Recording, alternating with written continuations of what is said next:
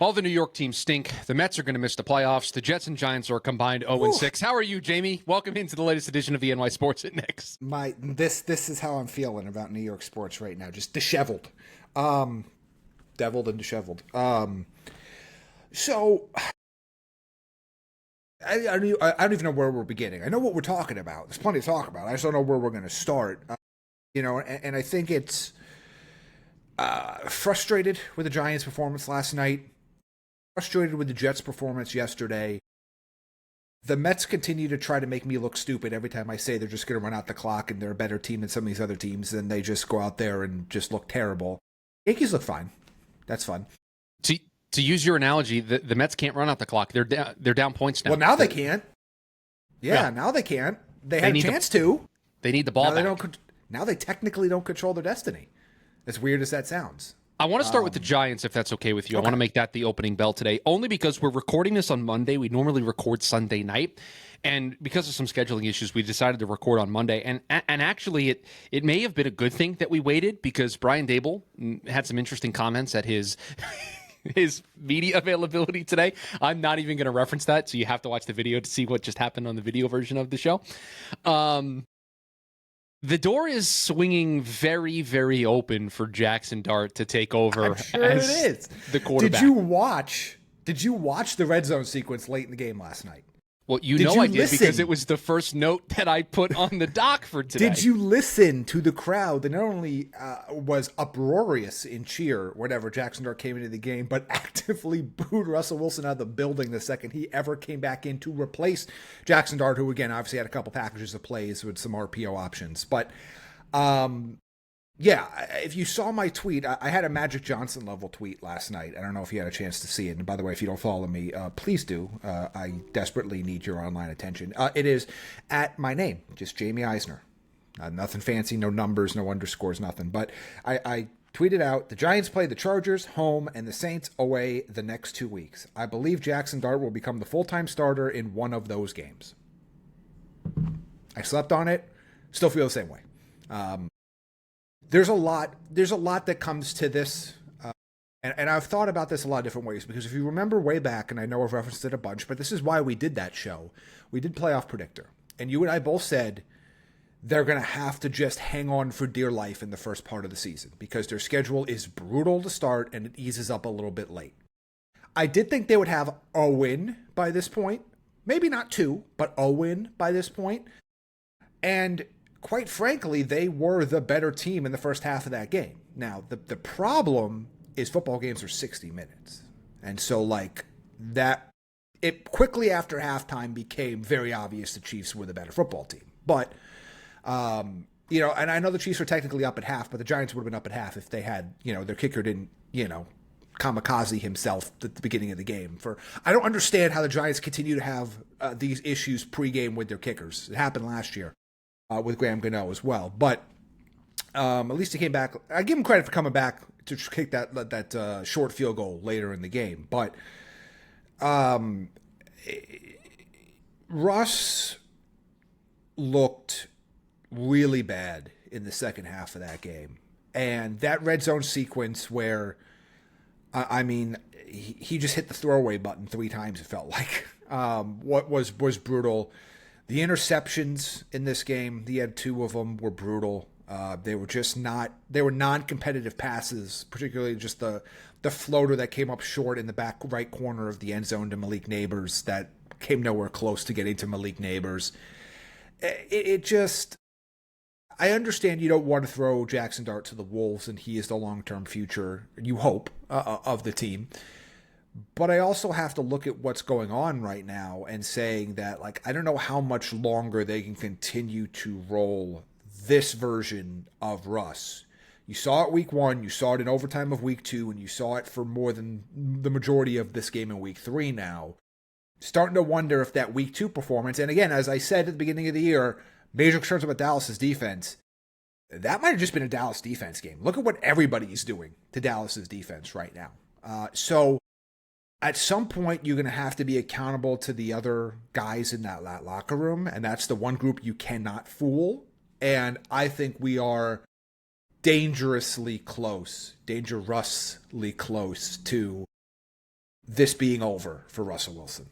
And I don't know if it's going to be this week, but it's coming very soon. And again, at the end of the day, the thing that complicates this matter too is there's two schools of thought here. One's like, yes, Brian Daboll needs Jaxson Dart to basically save his job. But there's also the other aspect of like, well, do you play that card until you have to? Because you throw Jaxson Dart in and you lose a couple more games, they might just fire you anyway early on. So I don't know. But at this point, I just can't keep watching this version of the Giants offense with Russell Wilson that we've seen for the majority of these first 3 games of the season. I was somewhat surprised by the way the fans reacted in the game to Russell Wilson. And only because if you remember, and I hate referencing old shows, but I do think it's important to point out when we were ahead of things. Because if you remember after the first game of the season with how poorly they played, I mapped out Jaxson Dart starting in week 4. I said if they played poorly again offensively in Dallas, they would be 0-2, 2 terrible road performances offensively. This was the first home game. It was on primetime television. If the offense continued to struggle, the fans would be restless at that point because it was their first chance to let their voices be known, and I could see them making a change at halftime. But the key part of that whole rant that I did or monologue that I did previously was it assumed another bad offensive performance in week 2 that, let's face it, Russ did not have. I know the way the game ended, but he threw for 450 yards. He led the team on multiple massive drives in the fourth quarter. So I am surprised how quickly things turned in the game. Now, again, for 11 of the 12 quarters that the Giants have played this season, they have been atrocious. So I'm not saying that there's no reason to be this upset. I just thought because it was the first game and they did come off of playing really well against Dallas, especially late in getting that game to overtime, I thought there would be a little bit more wiggle room than there was in the moment. Clearly, I was wrong because the fans very quickly turned. And I'm sorry, I don't know how you get up from the red zone sequence. That was somebody trying to protect their stats. That was somebody not looking to make a play to try to win the football game or try to get his team back into the game. That was somebody that was just looking out for himself to throw the ball away 3 times. You don't even attempt a 50-50 ball for one of your guys. I mean, These were non-competitive throws to the third row. And I'm sorry that we have 2 buddies who use this phrase quite a bit. Can't go to war with Russell Wilson. I can't do it. I can't do it if that's the way he's going to play when you're trying to claw back in to a football game. Because you know what I do know? Jaxson Dart's slinging it in there. Jaxson Dart's giving it a shot. Trying. He's trying. And to me, the fact that we're saying that Russ wasn't trying on that red zone drive is about as dramatic of a statement as you can make about somebody at the quarterback position. Now, I don't know if Dart fixes this. They've got too many other problems. They have one wide receiver. They can't run the ball really. Like, there's other problems. Offensive line's not great. Like, Jaxson Dart doesn't fix all of this, but I can understand somebody wanting Jaxson Dart just because, hey, we're 0-3. Can I get some excitement? Can I see the future for 14 weeks? Because if I'm going to be here every Sunday, Monday, and Thursday watching this team, could it at least be somewhat enjoyable? Yeah, that's the other side of the coin here, is that I don't think Jaxson Dart is the savior of the 2025 New York Giants football season. But he could be the sole bright spot of the season, or one of them. I think, Cam Scatterby really that was kind of a breakout game for him on national television. You should have both hats for that. If you're going to talk Cam Scatterby, both hats should be seen for that. Yeah. But yeah, I mean, I don't think people are looking for Jaxson Dart to come into this game and come into a game and be the starter and lead the Giants to the postseason in 2025. I don't think that's the expectation. I think the expectation is let's at least see if this guy's got it. Because otherwise, there's really no other reason to watch the rest of the season. And I think that's kind of the mentality of this fan base. And quite frankly, Jaxson Dart had a pretty meteoric rise in terms of fandom and excitement during the pre-draft process. He had a meteoric rise in terms of fandom and excitement during the preseason.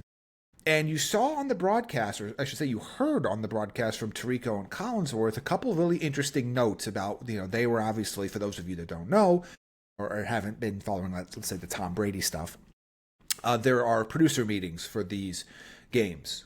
Every game, the announcers, the lead announcers, producers, they sit down with key players, key coaches, and whatnot.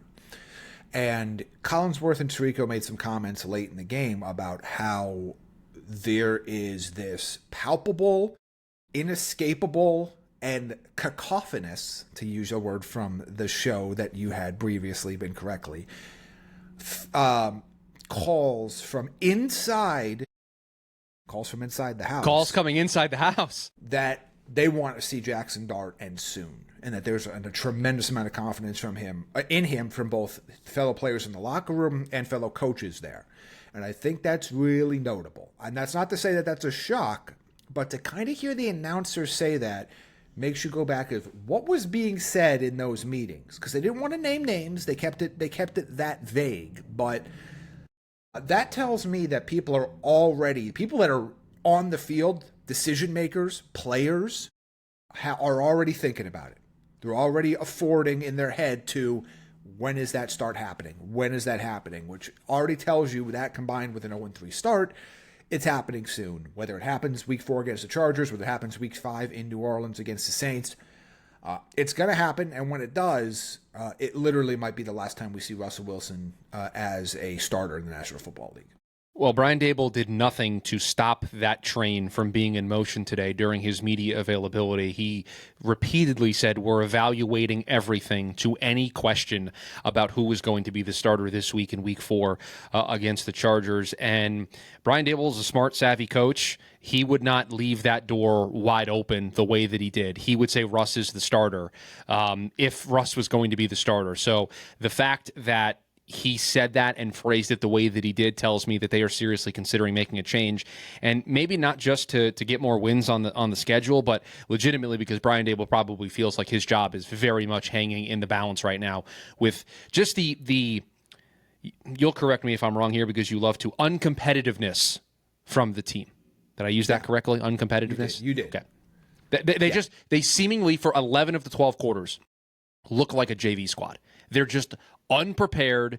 They're not coached well. Situationally, it's a disaster. Execution-wise, it's brutal. There doesn't ever seem to be any adjustments. It is a complete clown car of a football team, and it would live on an island on its own of being a clown car, but it has company because it shares a building with another team that is a clown car of ineptitude.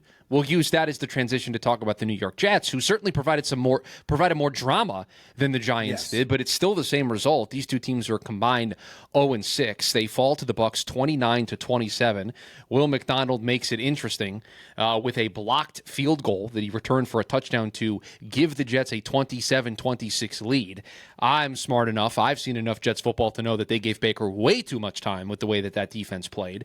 And the Jets are 0-3. And Aaron Glenn was strutting along the sidelines there late and talked about how the team had no quit and took a very interesting approach today in his media availability, calling out the team for the tackling problem, which was very different from the way that Aaron Glenn usually approaches things. So certainly felt like when he watched the tape, he was frustrated just the way we were watching the game. And I mean, Jamie, I have so many thoughts about this game. I'll try to keep it brief so that you can also share your thoughts as well. There's this narrative out there after this game that the Jets showed fight in this one because of the way that they played in the fourth quarter. And I just have a hard time buying into that, where if they just would have played competent football for 3 quarters, I would feel so much better about the result here. I mean, they didn't play well for 3 quarters and needed a soft shell defense from Todd Bowles in the fourth quarter and a blocked kick to just be back into the game. And I think I just want to list things that happened for the Jets in a game that they lost. They mauled the Tampa Bay offensive line to the point where they committed, 7 holding penalties in the game? You got a blocked kick returned for a touchdown. You came back from 23-6 to take a lead late. And all of that still wasn't good enough to win the football game. Like, how many more things have to go your way? You get all those penalties to go against Tampa. You're in the game early. You take a 6-3 lead. Then in the second half, you get the gift of Todd Bowles playing a soft shell prevent defense, basically, and you can just move up and down the field. You then get the big play, and it's still not enough because you don't play well enough for 3 quarters. And it's all of the same issues that we have talked about for the Jets for years. They can't tackle in open space. They should have had 4 or 5 sacks on Baker Mayfield. He Houdinis his way out of it. Multiple times they should have guys in the backfield down for a loss. All of a sudden, they're up the field for 15, 20-yard chunk plays. And it's just hard for me to say that the team showed fight, where the only reason why they needed to show that fight in the fourth quarter is because they looked like one of the worst teams in football for 3 quarters. Showing fight would have been from the word go against a banged-up offensive line for Tampa, being in that game the entire time and battling it down to the last possible possession. And if Baker and the Bucks get you, that's what they've been doing all year. They get you. But you played that hard-nosed game that we talked about on Friday. This wasn't that. This was you got gift-wrapped a victory, and you still couldn't win it. I just was making sure you were done. That's all that. I just wanted to make sure. I wanted to give my clear. I mean, I pretty much agree with everything you said there. There is a little bit of a sense of, I understand the initial reaction to want to claim some sort of a moral victory, that you fought back in the game, that you didn't quit, as Aaron Glenn said. But there's also an aspect that says, and it's year one, so I want of this regime, so I'm trying not to be too critical, because, again, as you've mentioned on the show countless times, it's not Aaron Glenn's fault that the Jets are the Jets.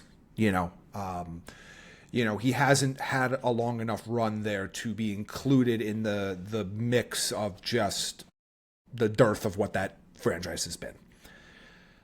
But there does become a point where you're still getting the same results in the end. And I understand process matters, and I'm not going to pretend like it doesn't. But at the end of the day, what we're all judged on in life and in sports are the results. And you're still just as winless now as you would have been if you were blown out 3 straight games. Now, obviously, the fact that you weren't blown out 3 straight games is I guess, good. But I will take it to say this. I still don't have any confidence in what this team is. I don't know what the identity of the 2025 New York Jets is. And defensively, biggest disappointment for me this season, by far. Like, if you would have told me, and again, I know it's only 3 weeks and whatnot, and there's been 2 starting quarterbacks, and so the offense has been a little bit all over the place, but that wasn't the unit I had high expectations for. I had intriguing expectations for, and considering how they would operate and run pass and certain things of that nature in terms of volume, and we talked about that heavily on the show, but I had higher expectations for the guys on that defensive side of the ball, particularly guys that are getting paid a lot of money on that side of the ball and have big names. And that defense continues time and time again in big moments, a lot like the Giants do, to fail. And there is a point where, I know obviously you and I mentioned back and forth about Brandon Stevens a few different times, and he is very bad again. He was bad again. But he's not the only player that's not playing well on that defense. Oh, you don't have 10 great players in Brandon Stevens. The other corner was bad yesterday. Yeah, and they pay him a lot of money. Yeah, Sauce was not good yesterday. And he's had a very interesting career so far, I will say that. His up and downness is, there's always some variability when it comes to cornerbacks when you're not like Darrelle Revis. There are certain guys that just for a period of time Nnamdi Asomugha, Raiders, Nnamdi Asomugha, I'm going to be very clear. Not Eagles. Not Eagles version. There are players that shut down half the field type of thing, but I don't necessarily expect that every single week. But there are varying levels to Sauce Gardner's game that are a little bit concerning for somebody that fancies himself and has been paid as a top corner. But to me, I look at this Jets team and I don't know what they are. I don't. I can tell you what they are. They're a team with a bad one-dimensional offense that didn't invest in a wide receiver 2 in a league where if you don't have a minimum of 3 wide receivers, you're behind everybody else in the league, and a defense that continues, no matter who the coordinator is, no matter who's calling plays, they still have the same tackling issues. They can't get off the field on big third downs. And, I know people want to circle the sack numbers that they didn't get Baker down a bunch. They got 7 holding penalties called against the Tampa Bay Buccaneers. They were getting home with 4. I'm not going to get on Wilkes for that. I am going to get on Wilkes for the fact that they can't seem to develop guys who can tackle.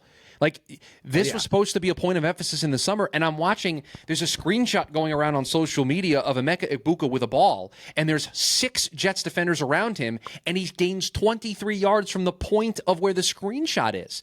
It's just unacceptable. Their pursuits are bad. Their angles are bad. They're just not a fundamentally sound football team, and with all of the other issues they have, Tyrod Taylor started in that game yesterday. They only have 1 wide receiver, and I know what the numbers say. I did not think Garrett had a great day yesterday. yesterday. He needs to come back to the ball that ended up being a pick six at the end of the first half. He got the touchdown for the box score scouts, and for fantasy. But yeah, no, I don't think he was anything special in that game either.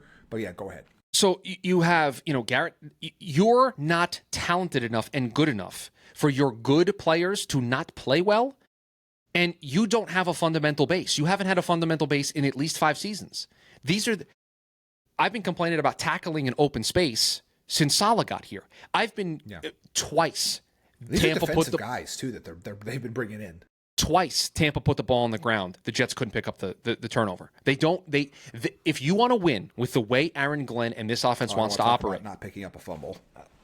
Giants maybe win that football game if they pick up a fumble. Don't let Mahomes rip it away from you. But back to the Jets. I'm sorry. If you want to win with the way Aaron Glenn wants to play here in year 1, you have to win the turnover battle. You have to create turnovers. Mm-hmm. You have to create those big splash plays. And the Jets just don't do it. And the reason why they don't do it is because their fundamentals are bad. They're not tackling correctly in the backfield. They're not tackling out in open space and punching the ball loose. They're not doing any of those little things. Sauce, can't tell you how many times in the game yesterday he's not turning around to identify the football. Brandon Stevens is getting absolutely worked on the other side of the field. Their safeties aren't very good. I thought Thomas was fine playing for Adams. But just overall, they fundamentally don't play solid, sound defensive football. And I know there are people out there who say Steve Wilks can't coach and he needs to be removed as the defensive play caller. I hear you, but I don't think it's the play calling that's going to change the just fundamentals that this team does not do well. There's no play calling that makes up for poor tackling. And I think that's one of those ones where things like that are disturbing in general for professional athletes because there are certain things that just don't take as much talent to do. It's an effort thing. It's an effort and it's a technique. And you would think, considering the amount of defensive coaches that have been in that building in recent years, that three of their last 4 head coaches have been defensive-minded guys. Bowles, Saleh, and now Glenn. Correct. Chris, who was that Jets corner CB2 a few years back that always got beat that everybody hated? Was it Buster Screen? Like who was the guy that was like? I feel like that's what Brandon Stevens is becoming. Buster there was Screen, like a CB2 that just got destroyed on every time he was out. Brandon Eccles was bad at times. I mean it's just like a new version of that. Right. And again, I understand not everybody's got 2 great corners. That's not what I'm criticizing. I'm just saying like there always seems to be this like CB2 on the Jets that is just horrifically terrible. I mean, I guess I'll wrap up this conversation by saying this. They're a fundamentally flawed team right now, both in terms of actual fundamentals being flawed and just the fact that their roster construction right now looks flawed. They have some pieces that you like. They've paid some pieces that you like, but they don't have enough pieces to be overly competitive right now. And, just staying in games isn't going to be good enough. And again, it's year 1. I don't think anybody had super high expectations. Obviously, our 8-win expectations already look high for both of these teams. But to me, I look at this as more of over the rest of the course of this season, you've got, 14 games left? Mm-hmm. Over the course of the rest of the season, can you establish what you are trying to be going forward? Because right now, I have no idea what this team's identity is on either side of the ball. I don't even know necessarily what they want their identity to be because I don't feel like it's being executed well enough to really have that sense. And, next year, who knows? What's the quarterback situation going to be? What's the running back situation going to be? Do you have a different wide receiver too? Do you add to the secondary? Do you add more pieces on the defensive line? Like, what are you going to do? And I don't have a good feeling about where this team is right now. And I understand, like I said, I understand this in the context that we need to put this in of this is year 1 of a new regime. We're 3 games in. However, it's still a little disappointing that they haven't been a little bit better, particularly defensively. I think if everything else, if they were still 0-3, maybe the offense was a little bit worse, but that defense played like we thought they would, I feel like I would be less concerned.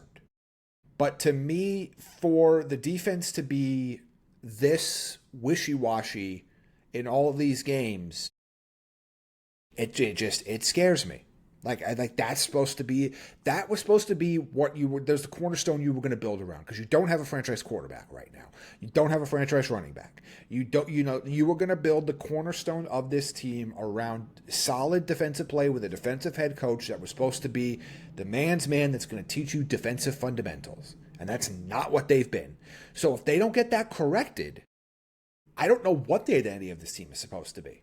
Yeah, they want to lean on their defense, and if they can't, then offensively they're never going to be able to do enough. Not with the current personnel that they have, and it feels like, And I'll give it time. I'm not saying to move on from Glenn or anybody on the coaching staff, but it's just hard for me to think that things are going to change when it's the same issues that I've been complaining about for the last 3 seasons, and already 3 games into Aaron Glenn's tenure, it is the same nonsense that was dooming them last year. And I'll tell you this, Jamie.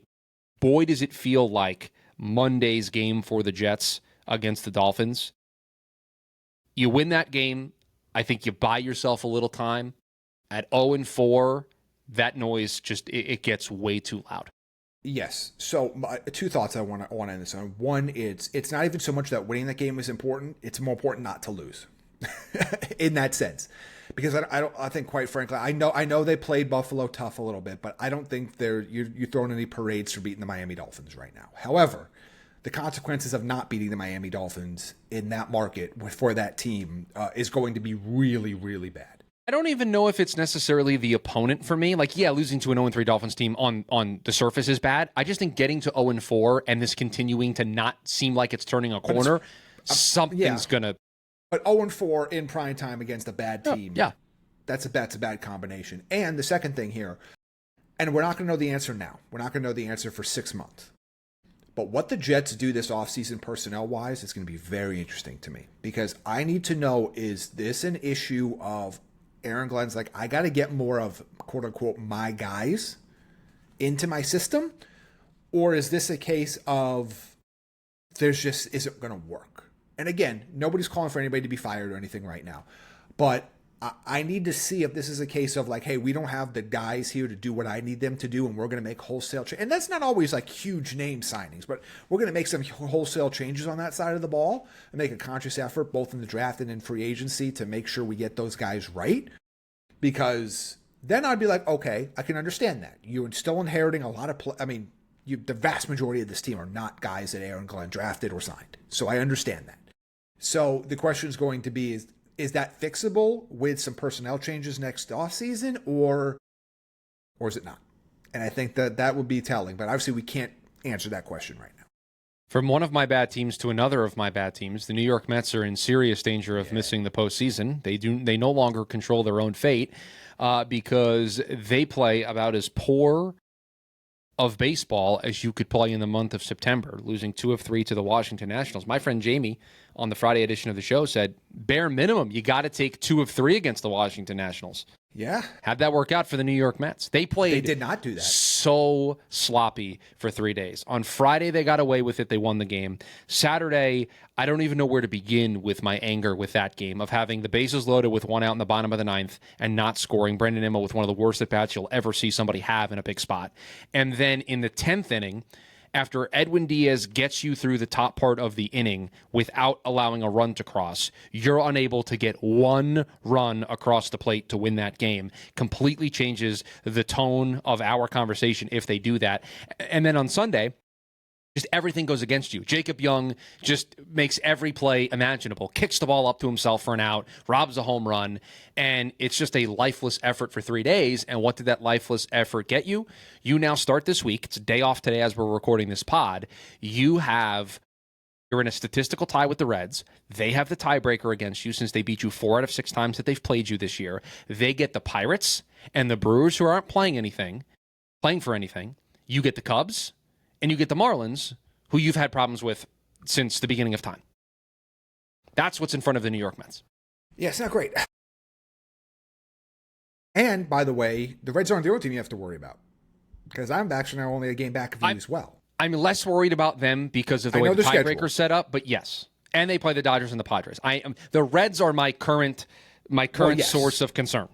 Well, because the Reds are there, and technically they're above you in the standings. Yes. For all intents and purposes, they're above you. But it's ridiculous at this point, Chris. It really is. This team shouldn't be in this spot.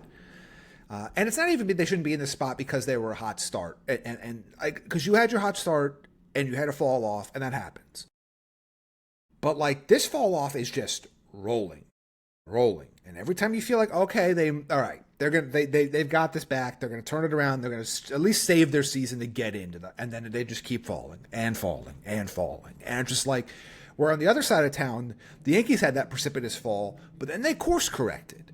And I think I've been waiting for the Mets to do the same thing because this is a talented team. They have more talent on their team than the Cincinnati Reds and the Arizona Diamondbacks and the San Francisco Giants. Now, again, as we talked about, throwback to earlier segment, what are we judged on in this world, Chris? Results. And the results haven't been there. And it's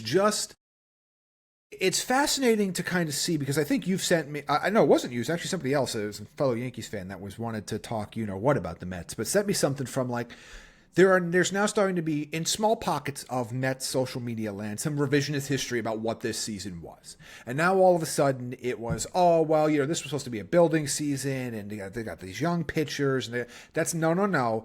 I remember what happened the day Juan Soto decided he was going to go to the other New York team. All right, I remember it too well, actually. And that was not what this team was. And the start of the season was not what this team was. And you brought back Alonso fairly cheap. And you have all of these pieces together. Oh, and by the way, you make some big, again, it didn't work out for either one of these teams, but you make some bullpen moves at the deadline. And you do all these things. And quite frankly, on paper, this should be a playoff team. And this should not even be a sweated out playoff team. This should be like, all right, they're comfortably somewhere in that top picture.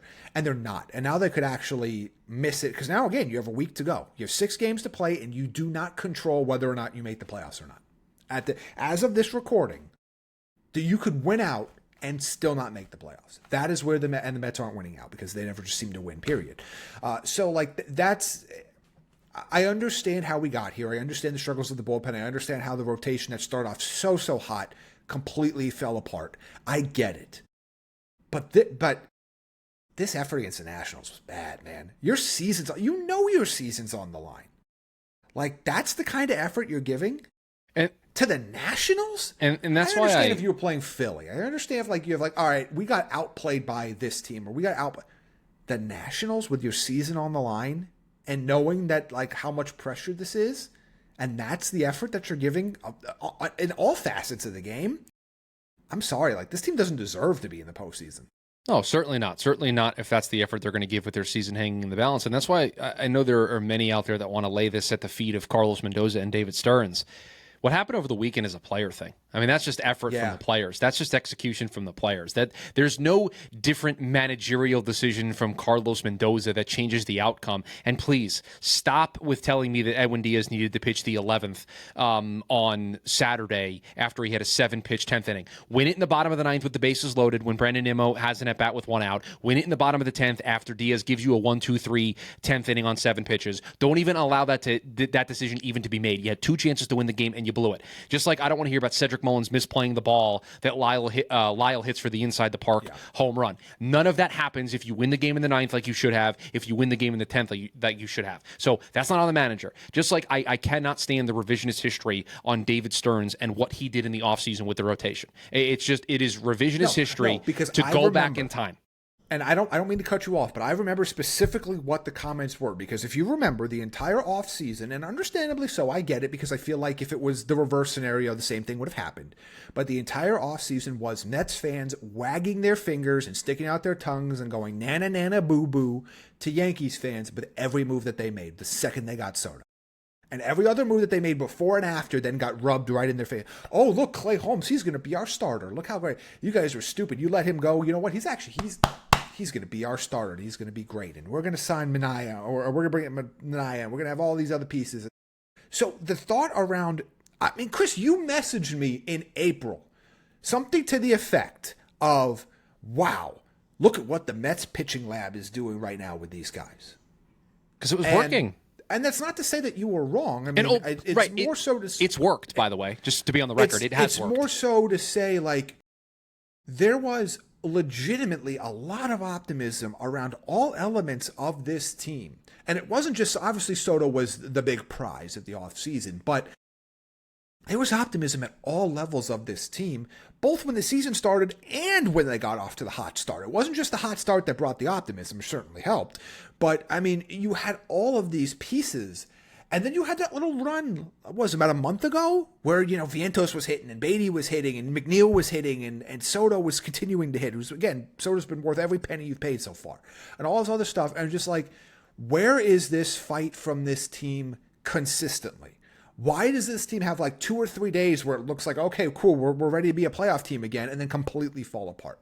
There are so many elements to this. Yes, the pitching staff has been a problem from top to bottom in the last 3 months. It's been a problem. I get it. But this offense, in terms of timely hitting, also a massive problem. Of like, you had stretches where you got it and you got 1 through 9 depth, but for most of the season, you haven't. And I don't know. It's frustrating when you see a team with that much talent that has stayed relatively healthy. I know they've had some injuries, but like over the course of it, it's not like they've lost Soto for the whole season, or they lost, you know what I mean? Like, they're guys, they haven't had that kind of an injury. To just do this, you know what I mean? Like, I don't get it. I don't get it. And I don't get why they haven't been able to turn it on late. Like, I get it. Everybody has bad stretches. Great teams still have bad stretches. The fact that you can't get out of this, I don't understand. Like, I'm not in the room. I can't speak to what, if I was like a beat reporter, I would have a little bit of a better understanding about like the aura surrounding that room. It doesn't seem like there's tension between players. It doesn't seem like there's the things that you go like, oh man, they've lost the room. I don't know why they can't pull themselves out of this. Yeah, and I think, just to talk about it from my perspective, when I walked into this season, I was not predicting the Mets to win the NL East. I thought that they were still a step behind the Phillies and the Braves. Obviously, we saw what happened to the Braves season.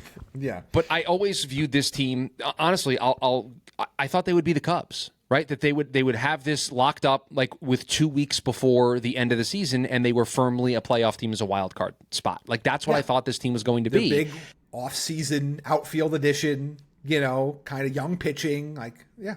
And to be at this point where they're barely still in the mix here, and they need to play well over these final 6 games to get in, is extremely disappointing and disheartening. But I wrote this in the notes here, and I don't know if you had a chance to see it. And this is more of an observation than it is commentary on the state of the New York Mets. But most of this team's going to be back next year. Like, if this is where I will add some commentary to the observation. If people think that David Stearns is going to see what happened here this year and all of a sudden change the way he approaches pitching, he's not. Brandon Sproat, Jonah Tong, and Nolan McLean are going to be in the rotation next year as 3 of their starters. So is Sean Manaea. So is David Peterson / Kodai Senga. Now, I know they're probably not going to have Tyler McGill because he's getting Tommy John surgery. So they're not adding a starter from the outside. They are going to approach the bullpen exactly the same way David Stearns has approached the bullpen. The Pete Alonso saga, get ready for part 2 because it's going to happen exactly the same way that it went down last offseason. Their catching situation is going to be the same. Jeff McNeil's not going anywhere at second base under his contract. Francisco Lindor's at shortstop. Beatty is your starting third baseman. Vientos is going to be your DH. The outfield, yes, you'll probably go out and look to get a center fielder in the offseason, but most of this team is the same, and nothing about the way this has gone down here over the last 6 weeks is going to change the way they approach this offseason because they really can't change the way they approach this offseason. The roster is very locked in. So, Chris, I just take a look at... That was like a weird sentence there. I just took a look at the available starting pitchers on the free agent market.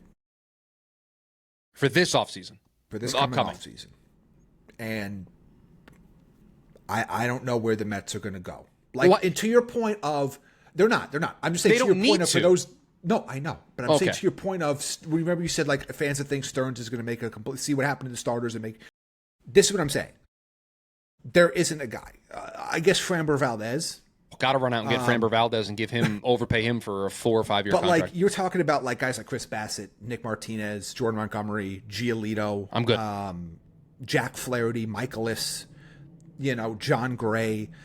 Zach Gallen, like Cease, like these are the guys that like there isn't going to be that savior there, and not that the Mets are going to do it anyway. But like even if you want to talk yourself into, oh yeah, Stearns is going to make some monster move to fix his pitching staff, it's not there. It's not just there to be made. Just like there wasn't a savior Sorry, and apologies to Max Fried. There was not a savior in last year's offseason free agent pitching class, just like there wasn't a savior available at the deadline. Again, somebody can tell me who they wanted the Mets to go out and overpay for at the deadline. Because, by the way, any of the pitchers that you would have tried to trade for at the deadline, they were probably asking about McClain, Tong, and Sproat. As they should have been. Right. And if the Yankees didn't make any crazy moves. Right. And if I'm David Stearns, I hang up the phone to that. And the thing is, too, and I know everybody's going to keep saying this, especially in New York, and especially people on my side of the baseball aisle, but Paul Skeens isn't getting traded anytime soon. I know the Yankees called about him, and they're not trading him now. There's no reason to. They don't have to yet because they don't have to pay him. Now, when the Pirates get close to having to pay him, we'll talk because they don't pay anybody. But we'll see there. But there isn't that savior out there. Like they're gonna the saving grace is next year. You're building up the young guys with the full expectation they're going to be your day one opening week starters, and that way you allow them to go through an entire off season with that. They're up with the big club the entire time. There's some really encouraging pieces there. And again, you get another year of now it's another off season of being a starter for Clay Holmes, and now there are things to be optimistic about there, but there isn't somebody else that they're going to go out and get that's going to just change the landscape of the Mets' rotation for 2026. And I would argue that their center field solution for next year is probably on the roster. It's probably either Carson Benj or Jet Williams who's going to be out there in center field for them next year. I mean, Benj is flying through the system, and they're going to want him. So, inherently, the roster that we're going to see play out these final 6 games is mostly the roster that they're going to have next season. And so they either are going to figure it out here.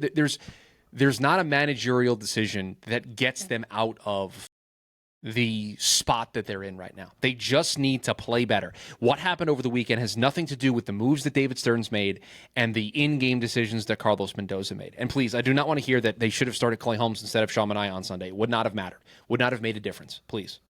So they just have to find a way. They have to go at least 4-2 in these final 6 games. At least 4-2. I think is minimum. That might not be enough. That might not do it. I mean, there's a world where the Reds sweep the Pirates, and it puts the Mets just completely out of it at that point. Yeah, and it's their own fault. Yep, 100%.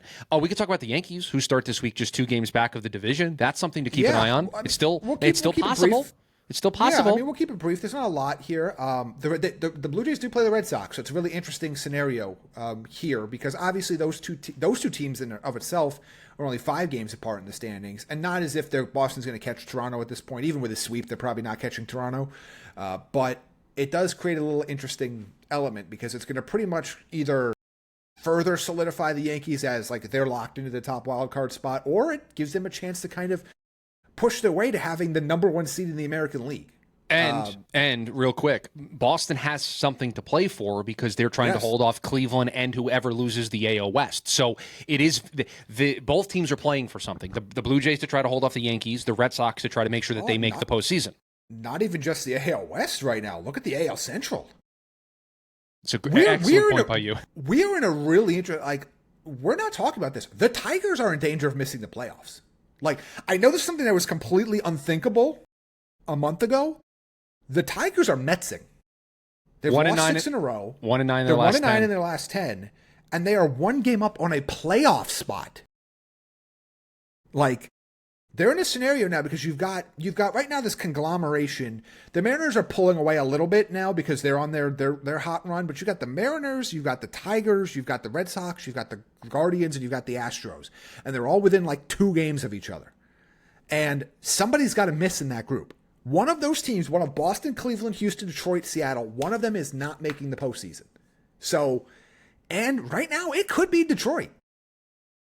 Detroit's in trouble right now, and I know it's crazy to think about because of where they were at one point, but there is a lot of intrigue, and that was actually going to be and I'll just transition to it now before I guess I'll end on the Yankees, but that was going to be my final point of just how interesting the American League race has gotten all of a sudden.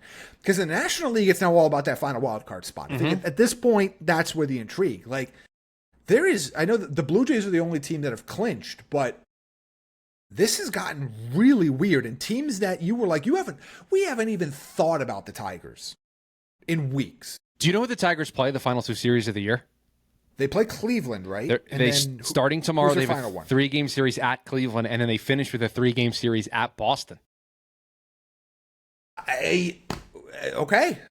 Do you Right? know? Like- Do you know that according to ESPN, I'm looking at the standings and the playoff odds. The Boston Red Sox, who are third in the AL East, have a higher percentage to make the postseason than the Detroit Tigers do right now. I can believe it. That's and it's just gotten really weird for them. They're playing bad baseball across the board. Pretty much whenever it's not Skubal out there. It's Well, just bad I mean, baseball. when you're Tariq Skubal, you're really good, so it's pretty easy to win when you're on the mound. But I mean, even they haven't done that a lot lately either. So like, it's very interesting because that's a team I want to talk about in the sense of Cleveland. You have two teams, really three teams in the American League that are really hot right now. You have Cleveland, Seattle, and then to a certain extent the Yankees. Have all been playing really good baseball over the last 2, 3, 4 weeks. And then you have teams that are in a little bit of a free fall, and that's been Detroit and it's been Houston. Of a little bit of a free fall lately. Detroit's been a little bit more of a prolonged haul, and I think if they were like, they haven't talked about them being the Mets, but like they're the American League Mets right now. In terms of just, it's not just, they're 1-9 in their last 10, but it's been a struggle a little bit longer than that. This isn't just a bad 2 weeks. They've been kind of coasting for a minute, and now they've fallen off a cliff. So it's just going to be really interesting. Like, I'm really excited for this. I do love these types of races, and the fact that you have all three divisions are up for grabs, and 6 of the 7 playoff spots are up for grabs. I mean, Seattle's probably safe, but they're only 3 games up on a playoff spot as well. You know what I mean? Like, it's not impossible for them, but like everything's on the line in the American League going into the final week of the year, and I think that's really exciting. And it's a case of everybody being a little bit mid, and I understand that, but like this is the positive side. This is the entire American League seeding 1 through 6 is completely up in the air. And a good team, or at least a decent team, is going to be left out. There's going to be a team that's going to win 50, whatever, that's going to win 87 games or whatever, that's going to be on the outside looking in. My final word here today on the program is I see some people already doing the thing of comparing what the Mets are potentially going to do this week to what happened in 2007, where they lost a 7-game lead with 17 games to go. And I'm here to tell you right now, comparing those two things is an insult to how devastating what occurred in 2007 was. To have a 7-game division lead with 17 games to play and to miss the postseason entirely because of it is not even in the same stratosphere of barely missing the playoffs as the third wildcard team when for 3 months you didn't play well. I mean, the two things couldn't be more opposite one another. And I saw somebody who's in Mets Twitter land, is a reporter for baseball, make that comparison on social media. And I almost punched the computer screen when I saw it. 2007 is the worst thing I have ever seen the Mets baseball team do as a franchise in terms of their on-the-field play. Blowing that lead in that short amount of time is the worst thing that this team has ever done. To me, in the 31 years that I have been a Mets fan. So please, this will happen. I'll be annoyed. I'll be frustrated. I will move on from it because for 3 months, this team has not played good baseball. What occurred in September of 2007 is on an island all alone. And with that, I agree completely. We'll leave it at that. But no, you're right. It's apples and oranges. It really is. Another edition of the NY Sports Index in the books. We're back on Wednesday. By the time you hear from us, the Mets will have played 1 baseball game, so we'll know where they stand. We may be moving closer to Jaxson Dart making his NFL debut as the starter for the Giants. We'll see what else happens in Jets land. Big question mark is, will Fields be cleared in time? The extra day certainly helps playing on Monday this week. Just gives you an extra day of preparation in that regard. So we'll have all it for you on Wednesday. If you are new here, please rate, review, subscribe to the podcast wherever you are listening to us. You want to catch the program, you can do so either via the Spotify podcast player, or you can watch it on the NY Sports Index YouTube channel. The full-length video episodes are there as well. We're back on Wednesday. Until then, have a good one.